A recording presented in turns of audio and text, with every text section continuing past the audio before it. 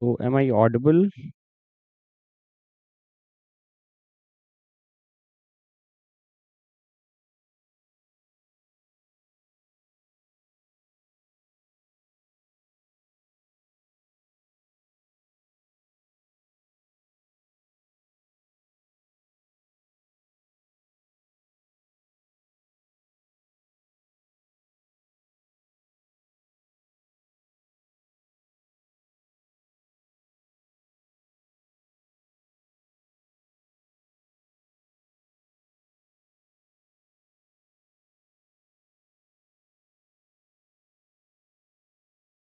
So, hey students, good morning everyone, and welcome to ALS IAS.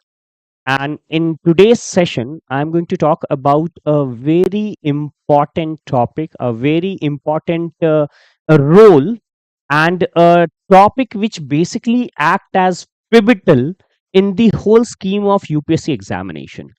Now, here I'm going to talk about an optional subject and a optional subject which is much talked about, an optional subject which is very commonsensical, an optional subject which basically has overlap with almost all the section of UPSC examination, as we have basically now been at a stage where UPSC prelims examinations are basically preparations are done. Tomorrow is the prelims examination, and after prelims we'll be focusing on the main section. So again, this whole scheme of my discussion is going to be on, and is will be focused on not only the prelims section and prelims examination. I mean, basically I'm going to talk about, since you have done your prelims, how can you brush up your sociology. So basically I'm also going to talk about some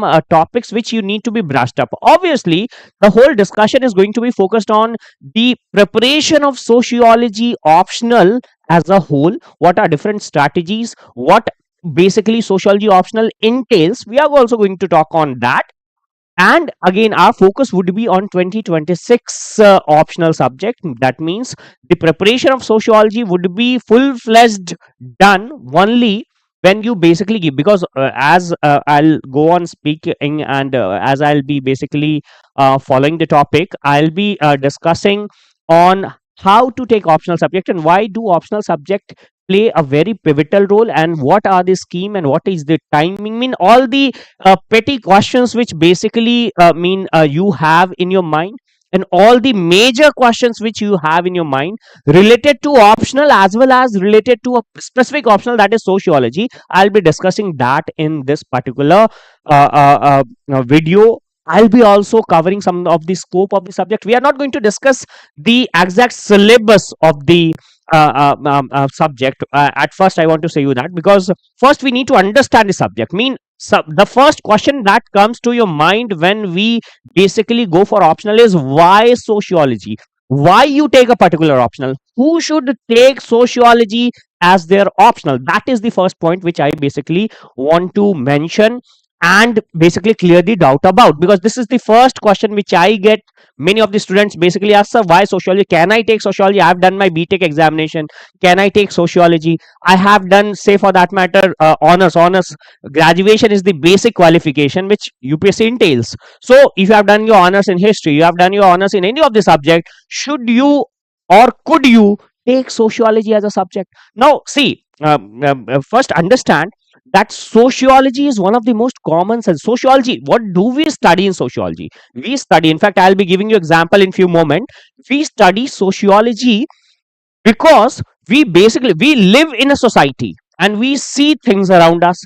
We obviously have attended many of the marriages, we have attended many of the parties, we have attended many of the social gatherings, and we have a very different sense of observe. We get involved in that. So when you get involved in anything now, sometimes what happened, the perspective are not very clear. Again, also you need to have a bird's eye view of a particular concept. Now sociology basically put that bird's eye view, sociology puts the academic view on that particular topic. So why sociology? Because Firstly, it is a subject which is, I'll be moving forward with the slides also. So if we say why sociology, why should a student take sociology, the first point is it is universally relevant subject. What do you understand by universally being universally relevant? It means it deals with society. We all live in society. It deals with value. We all have different set of values on which basically we work upon. Then we have culture. We have abstract and unabstract association with the culture. Then we have relationship, and obviously at different stages. Basically, we also talk about relationship, the repercussion. I'll be talking about, like, I'll just give an example of intercaste marriages. And again, when we talk about intercaste marriages, we'll see that there are different dimensions. Obviously, when a person is involved, like if I basically am in love with a person who do not belong to, and who basically is from a very different caste or very different social background. Now, what is sociology behind that? What is the dynamics behind that? That basically a person who is involved in that relationship would be very difficult to get. So we basically surgically study a particular situation in this society from the point of view of society as well as from the point of view of individual. So we'll be also talking about that, and these all topics are basically a topic which basically we experience. So that is why I say sociology is the most commonsensical subject out of the list of optionals. So whether you take history, whether you take economics, whether you take any science subject, you take agriculture, you can take n number of subjects in UPSC preparation, during UPSC preparation. But what I find is sociology is a subject which is basically a subject. Again, I'll be also talking about the success rate, and again that is where a very important secret I'm going to reveal. First, we'll be covering this particular slide. So again, also, like, suppose you have say for that matter history as an optional, and then you are thinking about sociology, that whether I should take sociology. So firstly, I would not recommend that you should take sociology. That again depends on you. But obviously you should not take history as a subject. Like, if you have spent, say for that matter, 3 years, 3 long years with a particular subject, 3 to 4 years. Nowadays graduations are of 4 years. So like, you have spent, say for that matter, 3 to 4 years on history, three to four Hello. years on physics, 3 to 4 years on mathematics, 3 to 4 years passing through BTech programs. Now, if you have done that, if you have spent time, and that's this particular time is quite a lot time. 3 years or 4 years is a big chunk of time, and you have spent it, and you haven't have basically fell in love with the subject. Like, if you are in love with history, obviously you'll never think about sociology. If you are in love with, say for that matter, engineering, you'll not think, because you have done that particular subject as an activity, as a subject for 3 4 long years. But even after that, if you have some doubt that whether I should take history, which is my graduation subject, then I would certainly say that all think about it. You must have in mind this particular subject, because this is a subject where no background is required. This is open to all students, whether you belong to science stream, whether you belongs to biology background, whether you belongs to a very a sort of subject which is quite different from it. You belong to some literature background and you don't want to take literature, you are from Hindi literature or English literature, this particular subject can be a subject which basically can give you an edge if you basically start with some other subject. Now, again, also this is a subject which have very conceptual clarity. This is a subject which is conceptual as well as contemporary. Now, these two amalgamation of being conceptual and being contemporary is not with many of the subject. Now, so this is both theoretical. So when you understand, when we'll teach you basically sociology, we'll be talking about the different dimension, as I've said, different perspective. Like, say for that matter, example, if I take caste. So we study caste in sociology, but caste is studied from different perspective. Now, caste if you are a layman and you have not been basically gone through sociology, you must have studied about the caste discourse between Ambedkar and Gandhi. So there were two perspective of the caste discourse. Gandhi take caste as a very different milieu, very different circumstances. He understood caste as something which is a necessary evil. Ambedkar altogether basically discarded the caste system. Similarly, we are going to study caste from different perspective. We'll study caste as the theory as a theory which basically rests upon the racial affinity. So there is also one racial theory. Risley and others have talked about the racial theory of the caste. We study caste as something which is the structural functional approach. So these approach, there is a structure of the caste, there is a function of the caste, and we'll be focusing on both of it. So I mean, even if you basically have not been acquainted with the theory of the sociology, you will find that theory of the sociology, apart from the other subject, is so easy to understand because it is just looking at a different perspective, and that perspective is sometimes must have gone through your ears. You must have heard that particular, not in that strict sense of an academic term, but you must have heard it.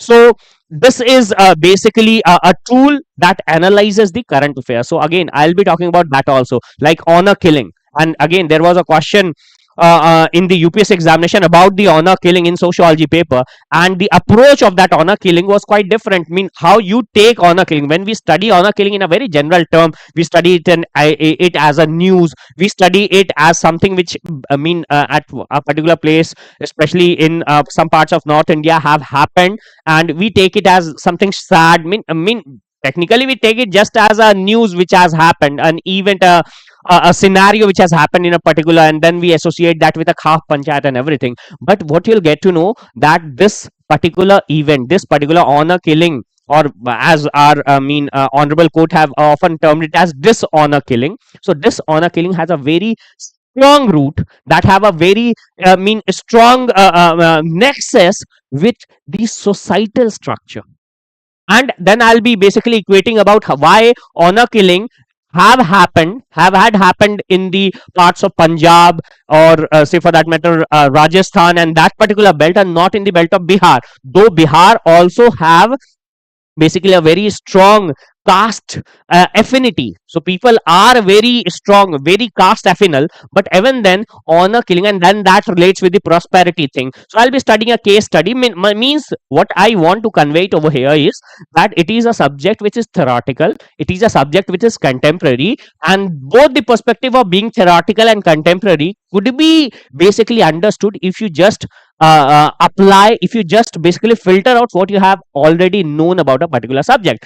Now this is basically going to enhance your intellectual maturity for GS and interview. Now this is very very important point. See, obviously, like if you have a different subject background, and in interview people do ask questions on your subject sometimes. UPSC it is done.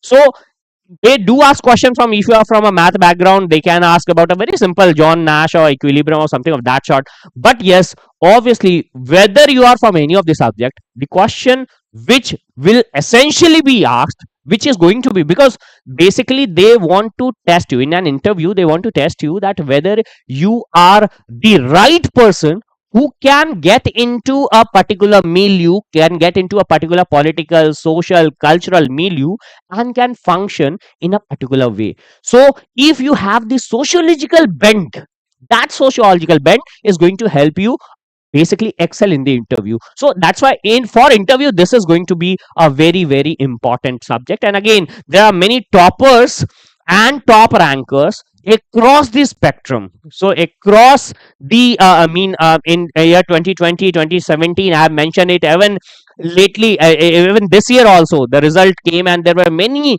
top rankers in top 50, top 100 who were from the sociology subject. Now this is just one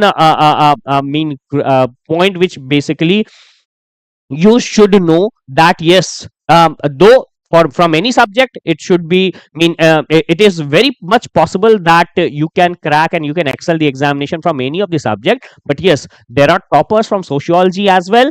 And if we go through 73rd annual report of the UPSC, now this is the report of UPSC that UPSC basically talks about the examination. Usually we as a faculty refer to these sort of reports, basically which is being put forward by UPSC, and that helps us a lot to understand the way UPSC is moving and the way this whole discourse of examination is going. What we find, and what I found, and this is exactly taken from this particular report, that Sociology as a subject, if we see the approx success rate, because as a student, we basically talk about, we basically want to know that mean the subject which I have chosen as my optional subject, what that particular subject has impact on the success rate of overall student, and what have been the past success rate. So if we go through that, what we find that till 2022, and again I'm taking an approx average, so this is an average. Even if we go year by year, we find that sociology have a very high success rate of 8 to 9%. But if we take an average, and I basically prefer taking an average because there are fluctuation year by year. But if we take average of, say for that matter, 5 to 10 years, we find that sociology is one such subject which have one of the highest success rate. In fact, it have a success rate of about 8 to 10%, which is again, what is important over here is this success rate is highly stable. So the fluctuation in the success rate, like for that matter, I'll talk about anthropology. Anthropology is also equally a good subject, quite close to sociology. The success rate sometimes hover. Sometimes the success rate at some particular year was about 12 to 13%, and at some other years is about, so the average basically comes about 7 to 9%. Sociology is highly stable and have consistent output. See, again, apart from that, there are some other subjects which I have mentioned. So clearly, through this particular chart, we can see that sociology is a subject that strike a balance between effort and return. So basically, the input which you give and the output which you get, that basically is much more balanced in a subject like sociology. So this was about the success rate comparison. Now we are going to talk about the overlap with the GS subject. Now this is also very important, GS as well as essay. Now there is not a good overlap. There is a great overlap of sociology with general studies as well as essay. Essay, there are many topics in UPSC essay which basically directly are sociological essay. So we basically term it as sociological essay.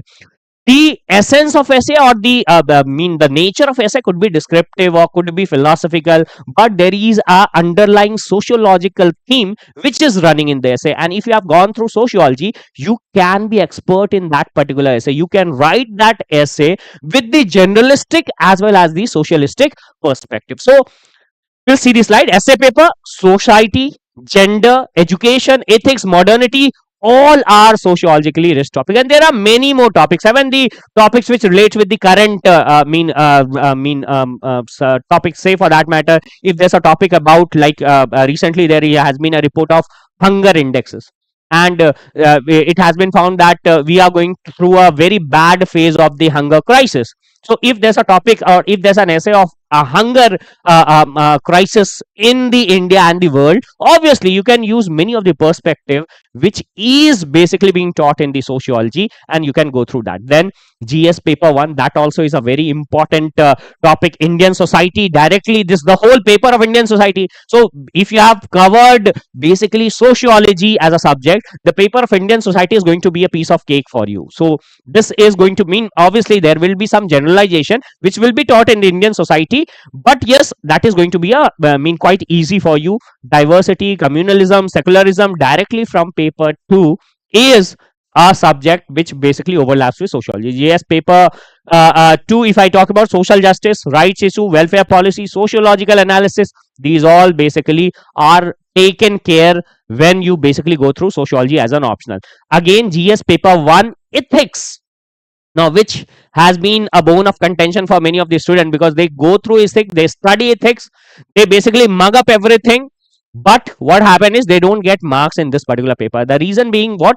That you must have gone through ethics, but the perspective, the whole purpose of this particular subject, the ethics paper, is basically looking at the ethical and the sociological. Until unless you combine the ethical perspective with the sociological perspective, obviously a concept of a ethics is incomplete. So you need to, in fact, the sociological perspective in the ethics give you the reality check. So there is an ethical, there is an idealistic approach which basically comes into play, which is basically practically being implemented when you go through the ethical perspective. So human values, attitude, empathy, all are supported by sociological reasoning. Without sociological reasoning, and sometimes students do make this mistake, that they basically answer the question without sociological approach or sociological reasoning, and what happens is they fail to score a good marks. Now finally, interview, as I've said earlier also, so sociological lens helps to frame balance and people centric answer.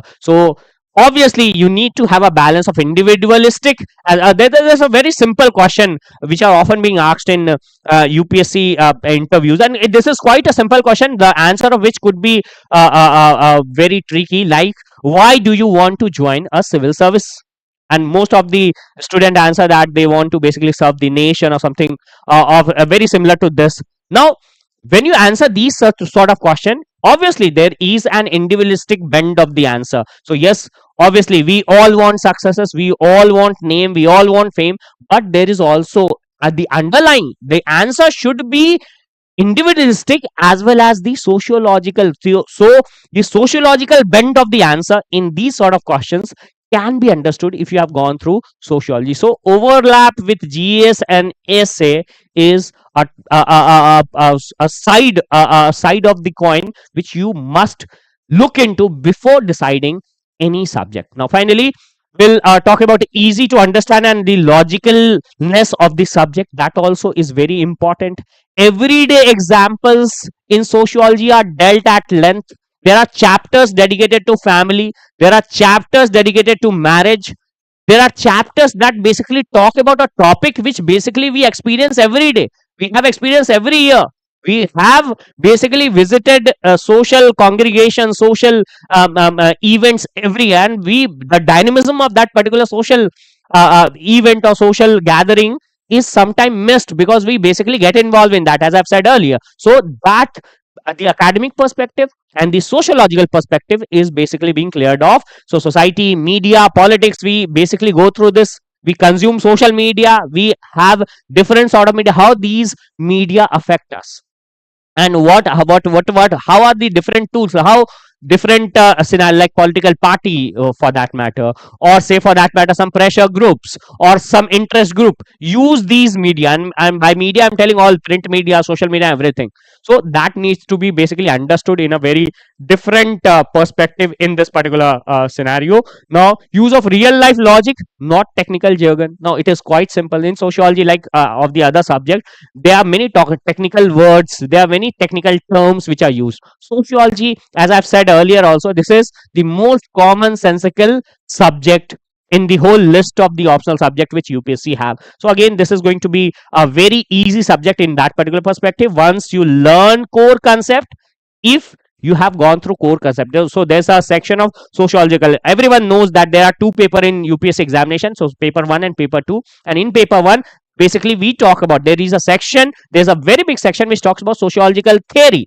And in obviously, like if you go through any of the subject, if you go through history, if you go through economics, if you go through geography, there is a section which talks about geographical theory or historical theories. So the theory part, if you have gone through that, and that's the basic, that's the crux, though questions sometimes are fluctuative, but if you know the theory part, if you have gone through the theory part, which is again, as I've said, is very easy in the sociology subject, you will basically understand the terms, you will understand the meaning of the norms, you will understand the stratification, you will understand what is social stratification, you will understand how is caste a stratification, you'll understand the term value and how value is a value laden word, that also you will be understanding. So it's going to be a quite easy subject and it will become quite intuitive. So again, the overall importance of this particular subject is going to be very very, I would say, eye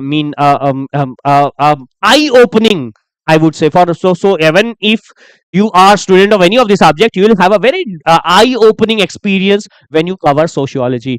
Importance in ethics, social justice and governance. Now see, obviously, as I've said in the previous slides also, that it overlaps with the GS subjects and the essay subject, but there is one important section where again what I found is, consequently in the last 3 or 4 UPSC sessions, UPSC examinations, I found that student in the mains score quite a less, and there are students who are toppers, who have topped the examination, but their marks in the ethics paper, social justice paper and the governance has not been very satisfactory. And what I can basically find through my experience, that they have missed a very important point in their preparation while preparing these paper, that is the sociological perspective. So social issues like caste, patriarchy, dowry, unemployment are core to sociology, and these theory ethical framework can be enriched using thinkers like Durkheim.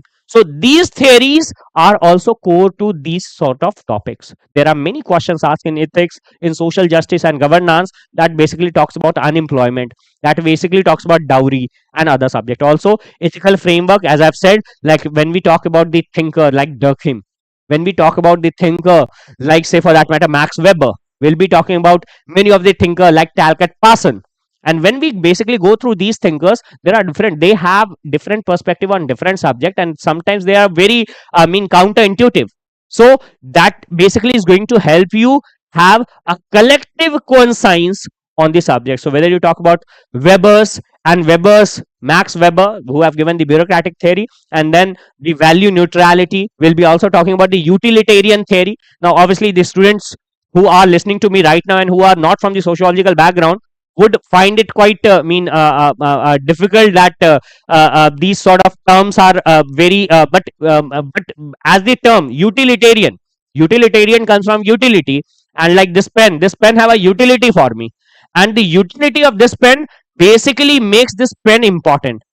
So utilitarian theory is a quite simple theory. It says that in our society everything has a utility, and again there are some all more concept to it, which I'll be talking about when I'll be covering this particular theory. Policies like Manrega, UBI, self-help groups, etc., need sociological evaluation. There are many, I mean, the scheme part of the examination there, where we talk about the scheme, we talk about the prospective scheme, we talk about the way forward, or why a particular scheme have failed, and how a particular scheme can basically get a more better result. Again, while covering all these things, we can go through this sociological evolution. There are also some additional advantage to sociology. So when you choose sociology, you enhance answer writing automatically. What happens is it improves your analytical as well as the structural thinking. This subject from the day one is so analytical, it basically gives you, it pushes you to think over a subject, and that critical thinking basically helps you to analyze, that helps you to have a structural approach, and that structuralness, that analytical ability is seen through the answer writing, whatever be the subject, whether you are using geography or history or any of the subject, you are using any part of the GS paper, it is going to help you in the answer writing.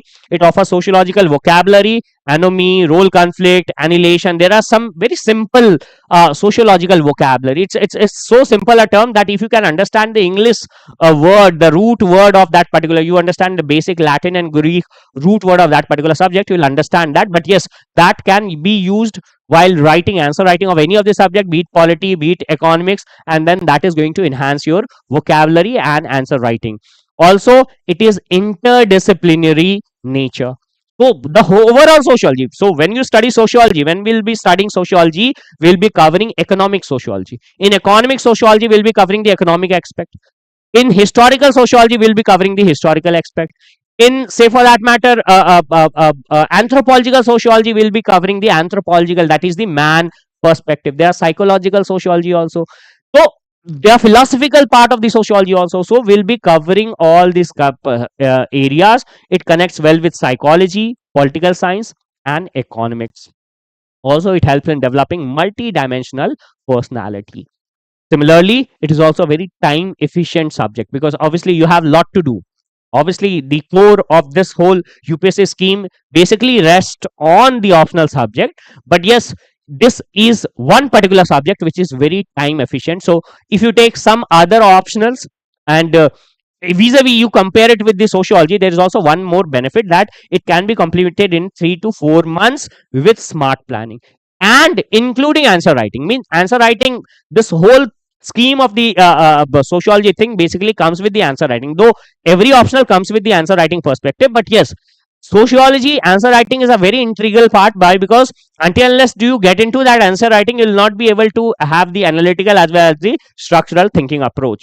So it is easy to revise with mind maps and thinker based framework. So obviously there are some options. So each and every topic, each and every sections have some thinker associated with it. So as I've said, if I talk about the sacred complex theory, if I talk about, say for that matter, social stratification, if I talk about the caste system, so as a sociology, as a sociology subject, as a sociology student, if when I think about the caste system, there are three or four thinkers which come to my mind, and if you have revised those topics well, obviously the whole part becomes quite structural in your mind, and then that becomes very easy to write. So your pen is going to flow like a butter on your paper if you have gone through these particular perspective through mind maps and everything. Finally, it is scientific as well as artistic, and a subject which basically is going to fetch you high marks. So if you have a scientific, now this comes, now here comes the role of a teacher who is going to basically polish you, that is me, is going to polish you in giving your answer a scientific as well as the artistic presentation. Sociology is both science and arts. So obviously if you just give an artistic presentation of to the sociology, it is going to be more of philosophical, and then you are going to fetch less marks. So if you mix this whole scenario where there are some parts which are very objective, there are some parts which basically is supplemented by the objective part but is subjective, then the answer basically comes out to be in a very different flavor. So it is a subject with scientific approach. So we can use clear headings like introduction, core idea, thinker, example, critique, conclusion, and these structure make your answer very much structural. So there is a inbuilt structure in the sociology answer itself, firstly. Secondly, it also include definition, as we use these sort of definition in the science subject also. So like real data, again there are census, there are some keywords, we can use that. Again, the artistic band basically you can add some flow chart in the subject, you can add some diagram, you can add some cause and effect scenario. So I'll be making tables during the lectures, and in these lectures I'll be talking about the cause and effect. You can use box format, so there are some boxes which are going to be high. So the way books are being written, ncrt, so if you can basically get hold of a particular topic, you can play on with these artistic tool. So you can even use some boxes where you can pinpoint some very important or interesting facts in your answer that relates with that particular topic. For thinkers and case studies are also, there are set of case studies, and again these case studies, again students, these case studies I would love to mention that you can use directly in your ethics paper, you can use directly in your essay. And directly means directly, ditto what we say in general parlance. So you can use these case study in toto in your essay paper and in your paper that relates with the ethics and other like governance and other subjects. It is presented with clarity, with marginal structuring and value addition, and uh, again with your personal insight. Finally, whenever there is a topic, sometimes and more often than not, in sociology question, they always ask about your own perspective or your own insight.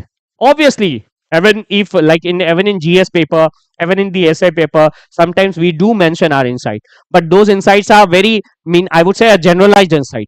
Being a student of sociology, you can be expert on those insights from the point of view of society, and from the point of view of the governance, and from the point of view how basically UPSC want its aspirant, UPSC wants an officer to be thinking about a particular topic. Now finally, examples. Now these are very important, because without examples, obviously, like in UPSC's whole scheme of the examination, if you basically get into a question, you answer something and you don't answer an example, you don't answer a source, you don't answer a base to that particular question, obviously your the weight of that particular answer becomes quite less. So that's why the whole thing which I have basically talked about, I can basically prove those things through examples, and I'll also be talking about some case study in the time to come. So question, discuss the role of family in social control. Very simple a question. So role of family in social control. Social control is again as the term basically talks about, that society have a control, and that through this control society have a system. So how that particular ideal answer framework is going to be. I've just given you an example. So simply, since they have asked about the role of family, we'll be talking about what is family, we'll be talking about what is social control, then we'll be basically talking about, since they have asked about social control, so are there a variety of social control, so we'll be talking about the formal and informal social control, and then we'll talk about what is family, the type of social control which a family entails is informal or formal. Then we'll talk about different theories. Again, always in sociology exam, we'll always, sociology paper, we always will be talking about a topic from perspective of different theorists. And again, as I've said, every topic have a different set of theorists. So the functionalist like Parson, as I've talked about, Talcott Parson, the conflict theory of the Engels, and the feminist critique, we are going to talk about this social control in these scenario. And what we'll find that sometimes the talks of the Parson are quite different from the feminist perspective. Then we are also going to talk about the contemporary trends, what is basically right now happening in India and across the world. So nuclear family, and again the nuclearization of family have basically have had different repercussions. We'll be talking about that. We'll be talking about LGBTQ families and how LGBTQ families are challenging the basic notion, the traditional notion of the family system. Then we will give diagram. These diagrams are special diagrams through basically boxes and through circles and lines, which basically we draw, and each circle and lines have different symbols. I'll be teaching you that in during the sociology lessons. So family as a bridge between individual and state. So how family, now see how basically a particular topic which basically anyhow do not it comes into a perspective where they are talking about a state, or where they are talking about some political structure, but the social control, this is very important. So when we'll be teaching you social control, we'll be basically getting you into a scenario where we'll be explaining that this particular social control is a control which though is first managed by family, but this particular social control at last ends and connects with the social control of a state, social control of a government. Again, we'll be talking about the government and difference between government and state, that also will be mentioned. And finally, we'll be giving the conclusion with the personal insight. As I've said earlier, personal insights are going to be very, very important. Finally, now just going through these particular slides, what finally we can conclude is, again, this is not the end of the lecture, I must mention you, because I'll be also giving you some case study and what are the scope of the subject. I'll be mentioning you that, and then only I'll conclude this particular lecture. So in conclusion, sociology is not just a subject, it is a lens to understand the world and the perspective, and it is a lens which UPSC wants every student to have. So whether you are not taking, you are from a very different background, whether your optional is mathematics, whether your optional is anthropology, whether your optional is, say for that matter, some medical sciences or some engineering sciences, but you must have the perspective of sociology to crack this examination. Until and unless you will have a sociology perspective, you will not be able to crack the examination. So I don't say that you have to study sociology as a subject, but sociology, to have inculcation of the perspective of sociology, is very, a sociologist and a sociology student is very important for this particular examination. It aligns with UPSC expectation of holistic thinker and social leaders.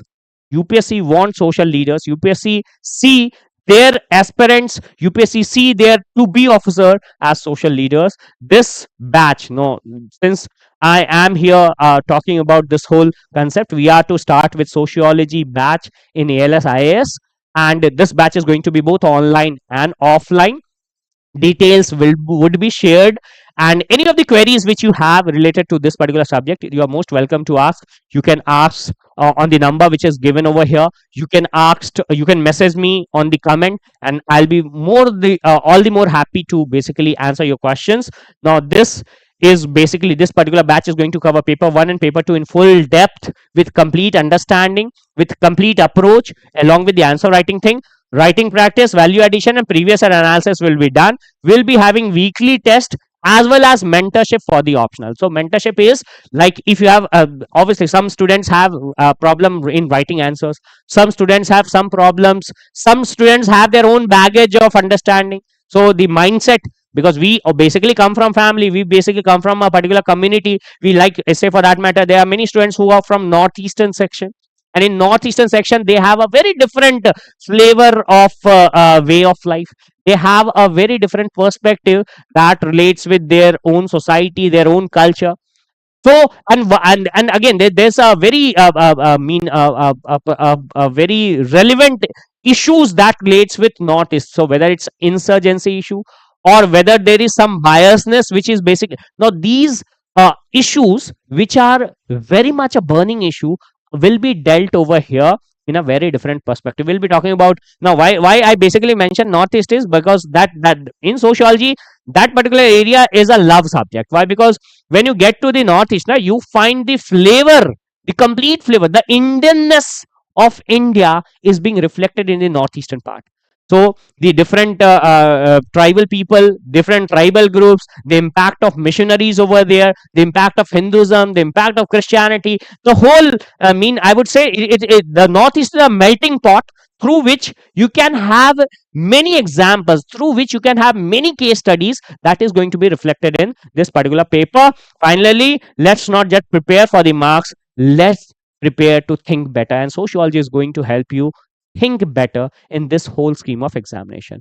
Now moving forward, as I've said earlier, I'll be talking about few case studies, and through this case study, why there are 2 or 3 case studies, and what I basically attempt to basically achieve through this case study is to make you people clear that what are the scope of sociology as a subject, what all topics, and sometimes these topics are quite challenging, sometimes these topics are quite taboo, and we are going to cover that taboos also in the sociology section, like sociology case studies and some curious phenomena. Again, there's one topic which from the past few years we have heard a lot, is love jihad.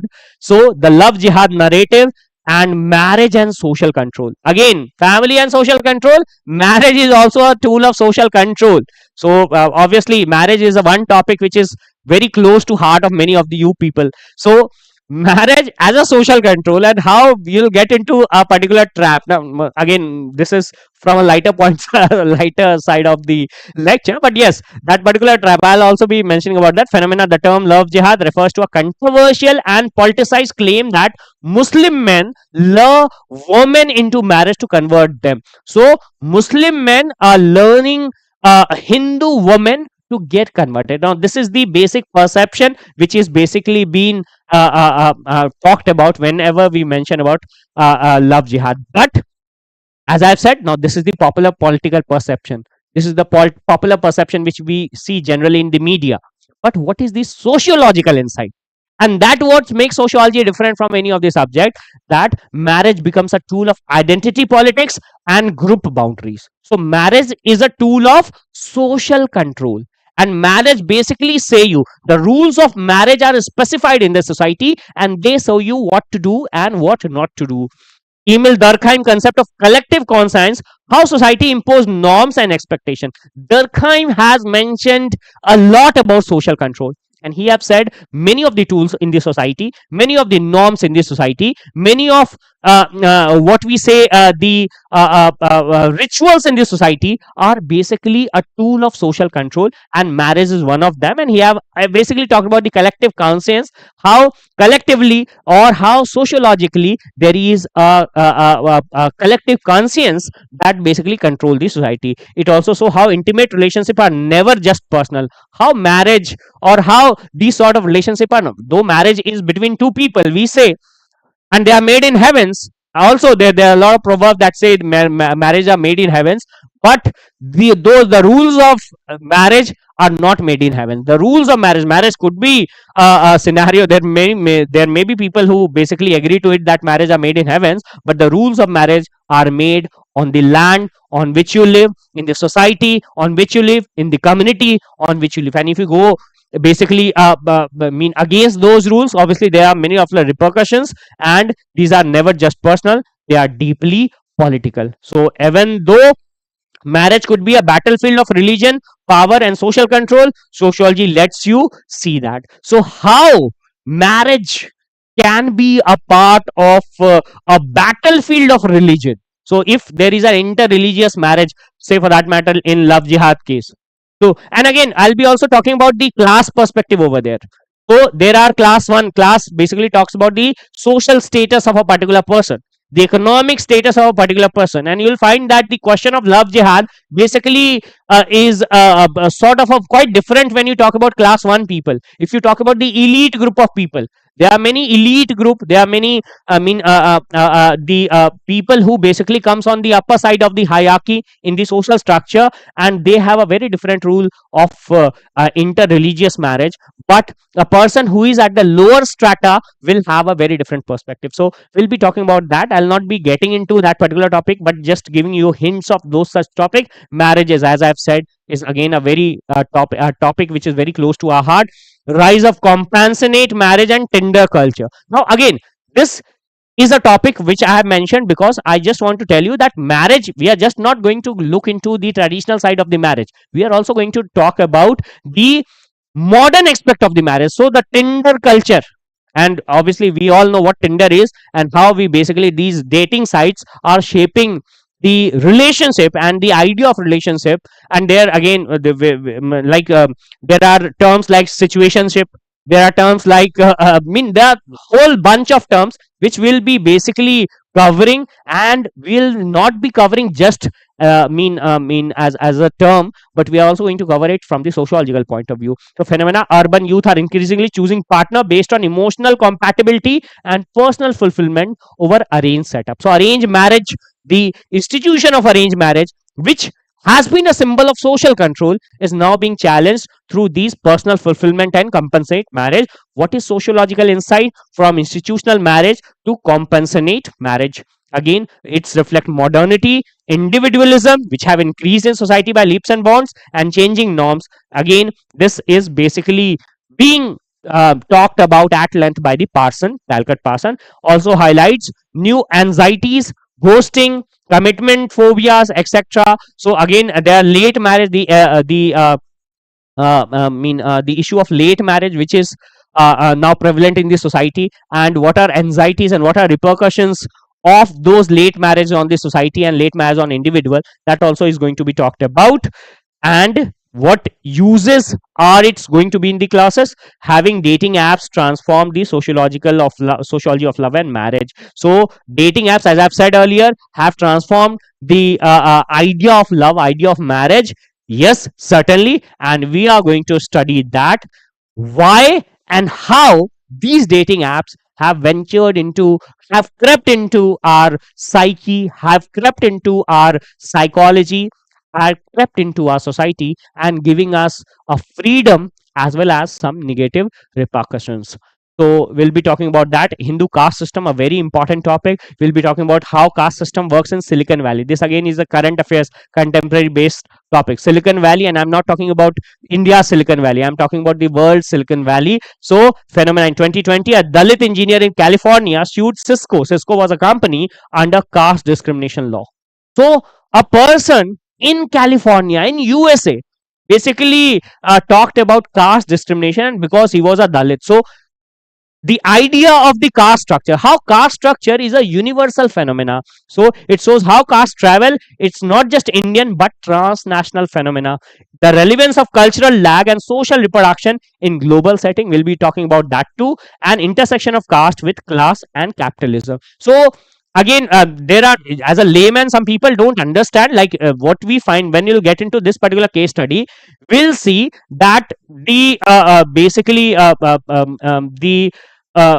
discrimination which this particular person, this great fellow, was talking about was not about caste, but yes, it was about the class and the capitalist idea of class that sometimes interrelate with a particular region. So again, this while explaining this, we'll be talking about whole complex of thing, because again the topic is transnational. So we'll be covering about the blacks and whites issues also, and how like in India we have a very rigid caste structure. Similarly, in US we have black and white issue, and how the black and white so work on the same platform, same structure, same functionality as basically caste system. We'll be talking about that. Can caste survive the high-tech American society?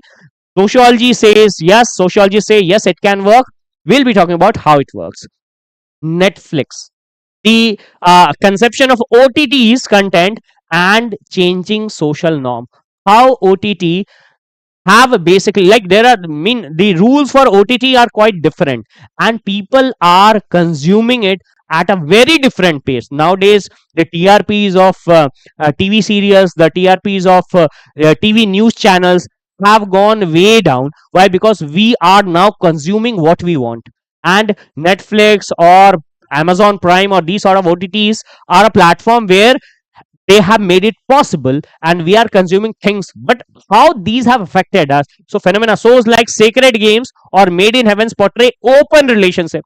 It talks about LGBTQ and intercaste marriage at length. They have a very different perspective, they are very lenient, and they affect, when we basically get into, when we watch these show, we are basically into a phenomena where our social conscience and our personal conscience are sometimes in conflict with each other. So mass media as an agent of socialization and norms disruption, it reflects also how reshape societal values. So functionalist and Marxist view, we'll be talking about that, how social structure, social function, and the rigid structure are being challenged over here. It affects youth identity, family structure, and even dating culture. So the first part which we were talking about over here, the marriage, again the third part, now this part is also interrelative to that. Whatever topic which I basically talked about right now are interrelated with each other. So the Netflix culture will be interrelated with the intercaste marriage and everything.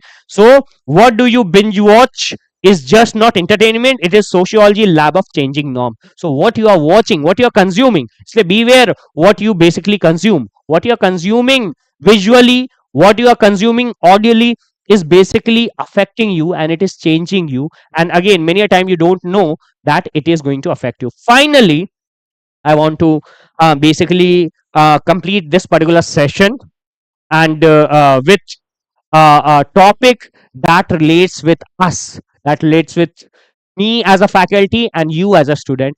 UPSC topper, sociology of ranking. And mean, this happens every year with the UPSC result. There are a set of toppers which are celebrated, which are basically made celebrities, and they basically love being celebrity. So what are the bad effects of it?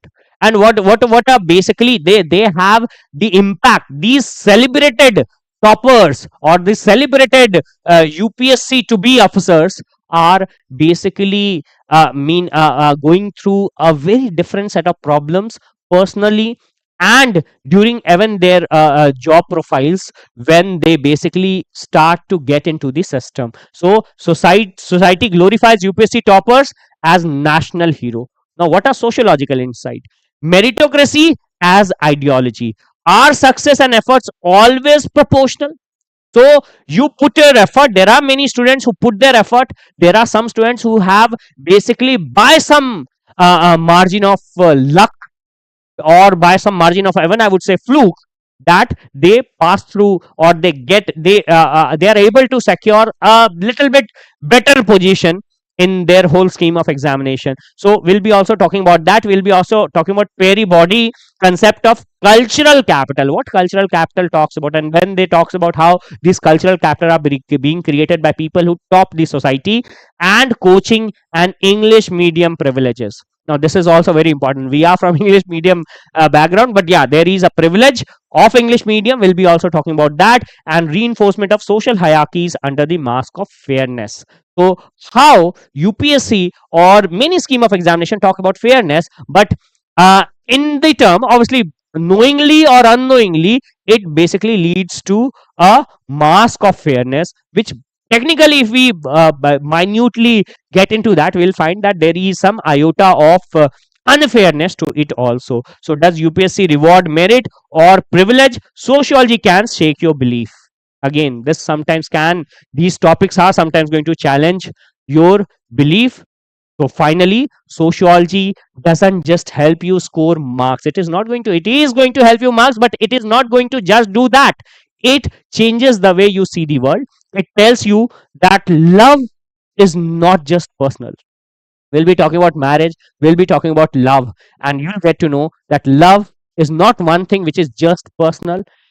It is going to tell you success isn't just your effort, success is beyond effort, and family is not just care. There is some economic perspective of the family, there is some social control perspective of the family. We are going to study that.